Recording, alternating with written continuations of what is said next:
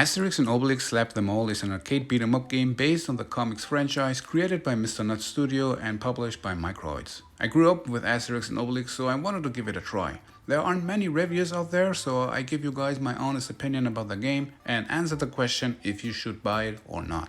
In a total of 50 levels, which are divided into 6 acts, you relive some moments from comics and movies. You slap Romans in Great Britain, Vikings, Bulls in Spain, and more in Corsica, Egypt and Rome.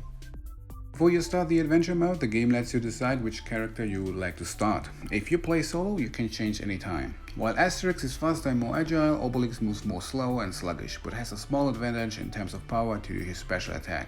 Each character has his own slap attack combo that can be combined with heavy strikes or special abilities. The last two, however, cost a chunk of special gouge that refills by slapping enemies. It's a lot of fun to slap enemies with combos into the orbit. The amount of enemies that will appear on screen is just crazy. It's easy to get surrounded. You can free yourself, however, from those situations by breaking out with a dash or create a path by throwing enemies. Something that immediately catches the eye is how awesome this game looks. It really gives you the feeling that you're playing the comic with a lot of nice details like teeth flying out of enemies' mouth. It gives you a pretty good arcade feeling from previous games since you can find opponents reminiscent of early arcade games. You can change anytime to co-op and play with a friend, which is even more fun because you'll be able to kinda create your own co-op combos. For that, you can basically throw enemies from one end of the screen to the other and so on. Now, so far it sounds like the ultimate dream come true arcade game for Asterix fans, but unfortunately that illusion drops after playing for 2 hours or so. The game will become incredibly repetitive and will reuse filler levels countless amount of times. You will encounter the pirate ship level and the Blackbeard boss fight or the Roman camp that ends with the Centurion boss battle many times.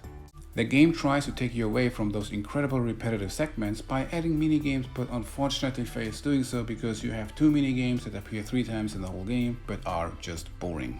This was a huge disappointment for me because I really believed that Mr. Nuts Studio would give us a rugby minigame we had before, but instead we have this boar hunt minigame where your character runs through the screen and you have to hit boars. To beat that minigame with the highest possible score, you can just stay close up front and hold square. Your character will hit everything that comes across.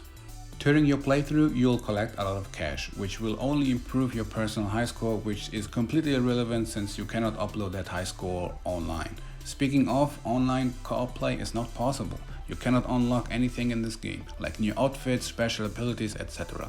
Which seems like another huge missed opportunity. When you finish the game, there is absolute no motivation whatsoever to restart the game again. After finishing the game, you unlock the free-to-play mode. In that mode, you can replay levels in a higher difficulty setting. On the hardest difficulty, the game is not really much more of a challenge since you'll have the same amount of enemies on screen, same amount of healing items around the map. The only thing that changes is that enemies will do a little bit more damage. For me, that is definitely not enough to go through those repetitive levels again.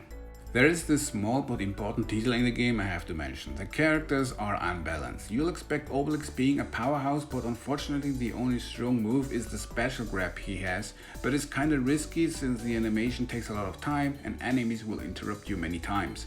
Besides that, he is still slow and does the same amount of damage than Asterix. When changing to Asterix, the game feels much easier due to his speed and the instant throw he has.